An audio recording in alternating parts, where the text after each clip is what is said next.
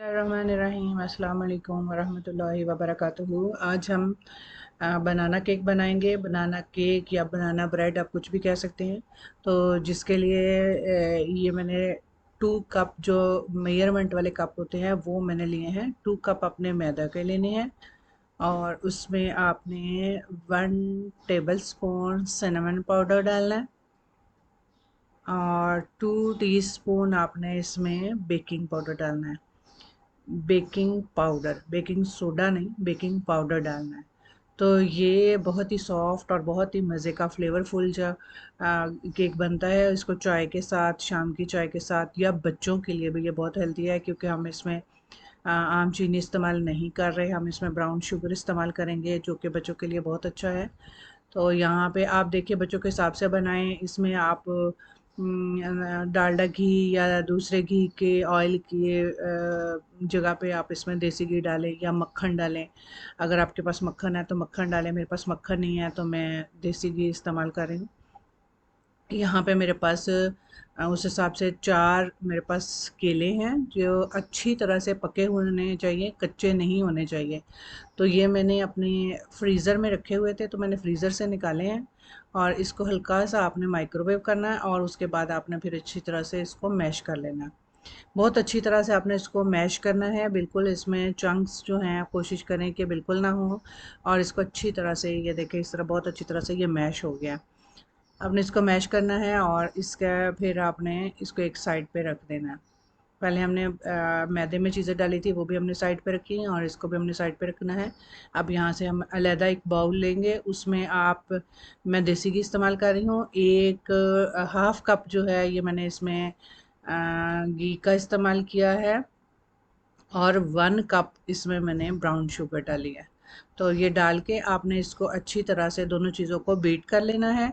और जब आप देखें कि अच्छी तरह से ये मिक्स हो गया है, आपने इसको तकरीबन 2 से 3 मिनट तक आपने इसको बीट करना है ताकि वो इसका जो ब्राउन शुगर के जो बीच में थोड़ी थोड़ी गुठलियाँ होती हैं वो ख़त्म हो जाएं। अब यहाँ पे मैंने इसमें 1 टीस्पून वनीला एसेंस डाला है। वो भी ऑप्शनल होता है, अगर आप डालना चाहें तो डाल सकते हैं, नहीं तो नहीं। आप ये देखें कि कितनी अच्छी तरह से बीट हो गया।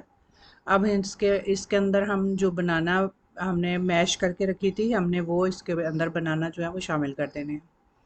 बनाना शामिल करने के बाद आपने इसको अच्छी तरह से आपस में मिक्स करना है। चाहे आप इसको हैंड बीटर से कर लें, चाहे आप इसको इलेक्ट्रिक बीटर से कर लें, जो भी आपके पास अवेलेबल है आप उसके साथ कर लें क्योंकि इसमें कोई बहुत ज़्यादा हमने फोमिंग झाग वगैरह नहीं बनानी, ये नॉर्मल सा केक होता है। तो ये इसको अच्छी तरह से बीट करने के बाद अब आपने इस टाइम पे आपने अंडे डालने थे जो मैं भूल गई हूँ और मैंने उसको एंड पे शामिल किया है। यहाँ पे इसने में आपने अंडे डाल के वो भी बीट करने थे। तो यहाँ पे उसके बाद आपने इसमें ये जो मैदा, आपने मैदे में चीज़ें डाल के छान के अच्छी तरह से उसको आपने साइड पे रखा था। अब वो थोड़ा थोड़ा ग्रेजुअली आपने इसमें शामिल करना है और मिक्स करते जाना है। यहाँ पे आपको बीटर की ज़रूरत नहीं है, आपने स्पैटुला से या जो भी आपके पास चम्मच है, जैसे मेरे पास लकड़ी का स्पून है मैं उसके साथ इसको मिक्स कर रही हूँ। तो आपके पास जो भी चम्मच है आप उसके साथ इसको अच्छी तरह से मिक्स कर लें। तो यहाँ पे मैंने अंडे जो थे वो पहले डालना भूल गई थी। अब मैंने इसको अंडों को लेके इनको अलहदा से दोबारा बीट किया, बीट करके फिर मैंने उसके अंदर शामिल कर दिया और अच्छी तरह से मिक्स कर दिया। इसको हम थोड़ा सा बीट करेंगे, बहुत ज़्यादा बीट करने की ज़रूरत नहीं है। अगर आप भी इस तरह कभी भूल जाए तो आप इसको दोबारा बाद में शामिल कर सकते हैं। अब थोड़ा सा इसको हमने बीट किया है, बहुत ज़्यादा नहीं इसकी यहाँ पे बस अब हमने इसको मिक्स कर लिया, बहुत ज़्यादा मिक्स करना नहीं है। तो ये हम इसमें फिर अब हम शामिल कर देंगे। तो आपने इसको बहुत ज़्यादा रोल नहीं करना क्योंकि अगर आप इसको ज़्यादा रोल करेंगे तो ये आपका जो केक है वो हार्ड हो जाएगा। तो इसलिए आप इसको बस नॉर्मल सा इतना का करें कि अंडे जो हैं वो अच्छी तरह से मिक्स हो जाए। अब यहाँ पे आप पैन लेंगे, इस पैन में आपने अच्छी तरह से वही देसी घी ही लें जो आपने उसमें शामिल किया है ताकि फ्लेवर जो एक जैसा रहे। इसको अच्छी तरह से आपने पैन के अंदर ये ब्रश के साथ लगा देना है। और अगर आपके पास बटर पेपर है तो आप बीच में बटर पेपर बिछा लें, अगर नहीं है तो थोड़ा सा मैदा जो है वो पाउडर जो है वो इसमें छिड़क दें, वो भी नहीं है तो आप ऐसे भी डाल सकते हैं। اس سے بھی نہیں چپکے گا آپ کا. تھوڑا سا آپ گھی تھوڑا سا زیادہ لگا دیں. اب یہاں پہ جتنا بھی بیٹر بنا تھا وہ سارا میں نے اس میں شامل کر دیا. شامل کر کے آپ نے اس کو اچھی طرح سے جو اس کا پین ہے اس کو اچھی طرح سے ہلا دینا ہے تاکہ اس کے اندر جو ہے وہ بالکل ہوا نہ رہے. اگر ہوا رہے گی تو آپ کا کیک جو ہے پھٹا پھٹا بنے گا.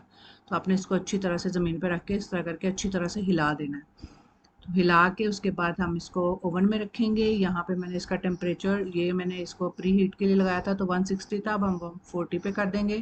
نیچے والی جگہ گرل پہ رکھنا ہے اور یہاں پہ ہم اس کو 40 ٹائمر جو ہے ہم اس کو 40 منٹ دیں گے. 40 منٹ ہو چکے ہیں. اب یہاں پہ ہم اس کو چیک کریں گے. یہ دیکھیں میں نے اس کے اندر چھری لگائی ہے تو چھری جو ہے بالکل سوکھی ہوئی باہر آئی ہے. تو اس کا مطلب ہے یہ کیک جو ہے وہ کوک ہو چکا ہے. اگر آپ کا کیک کوک نہ ہو کوئی ٹیمپریچر اونچا نیچا ہو جائے تو پھر آپ چھری کے ساتھ اگر لگ کے آئے تو پھر آپ اس کو دوبارہ بند کر کے تو 5 سے 7 منٹ یا 10 منٹ دوبارہ اس کو دے دیں. یہ دیکھیں یہ بہت ہی اچھا سافٹ اور بہت مزے کا یہ بنا ہے.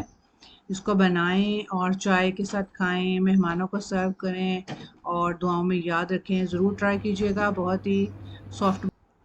ریٹرن ریسیپی میری آپ کو میرے ڈسکرپشن پہ آپ کو مل جائے گی تو آپ ضرور بنائیے گا اور میرے چینل کو سبسکرائب اور شیئر کیجیے گا. السلام علیکم ورحمۃ اللہ